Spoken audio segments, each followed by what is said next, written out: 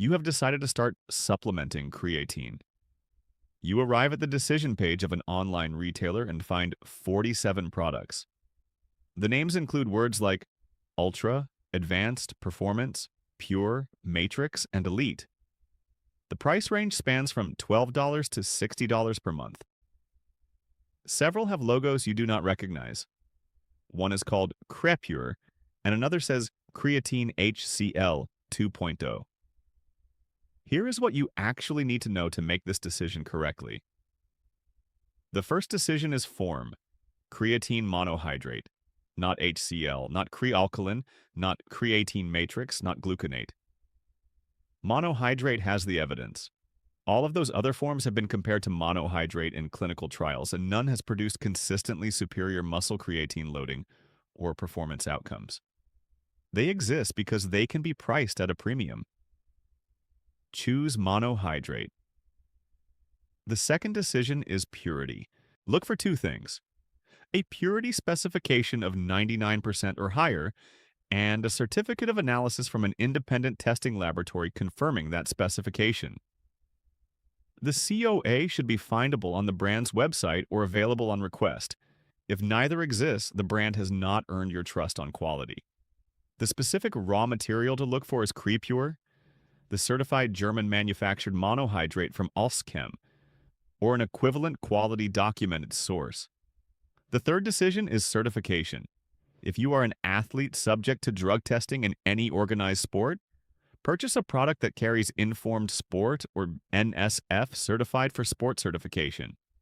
These are the certifications that protect you against inadvertent banned substance exposure.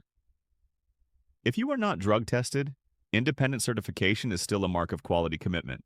It is not strictly required if you have documentation from Step 2, but it provides an additional layer of assurance. The fourth decision is dose format. Powder is cheaper per gram and more flexible in dosing. Capsules are convenient and accurate. Gummies are expensive and less stable, but may improve consistency for people who find other formats unappealing. Choose the format you will actually use every day. Inconsistent supplementation with a premium format produces worse results than consistent supplementation with a standard one. The fifth decision is quantity. Buy at least 500 grams. A daily dose of 3 to 5 grams means a 500-gram purchase lasts 3 to 5 months. Larger purchases per unit are cheaper. Creatine monohydrate stored in a sealed container away from heat and moisture is stable for years. There is no reason to buy small quantities of a supplement you intend to use indefinitely.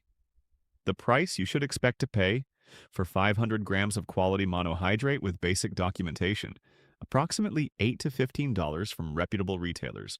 For Creapure certified monohydrate with published COA and independent certification, perhaps $15 to $25.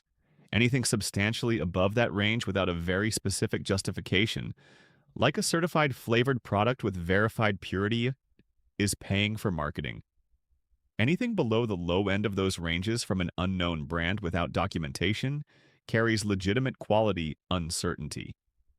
Start at 3 grams per day if you are concerned about any GI sensitivity. Move to 5 grams if no discomfort occurs at 3. A loading phase of 20 grams per day for 5 to 7 days is optional. It reaches saturation faster but produces the same endpoint as gradual loading over 3 to 4 weeks. For most people starting from a normal dietary intake, there is no reason to rush. The flavoring system decision deserves a note. Many people who have successfully maintained a creatine supplementation habit long-term attribute part of their consistency to finding a format they actually enjoy. An unflavored powder mixed in plain water is perfectly effective, but if you find it genuinely unpleasant, you will take it inconsistently. A fruit-flavored creatine mixed in water becomes something close to a flavored water that you actually want to drink. The palatability difference is real and affects behavior. If flavored creatine from a quality documented source costs you an additional $3 to $5 per month compared to unflavored monohydrate, and that difference produces consistent daily supplementation where unflavored did not, the additional cost is well justified. Consistent daily supplementation over 12 months outperforms inconsistent supplementation over 12 months by any measure that matters. The form that you reliably take is the best form for you specifically, regardless of what the research says about the optimal form in a controlled trial setting where adherence is enforced.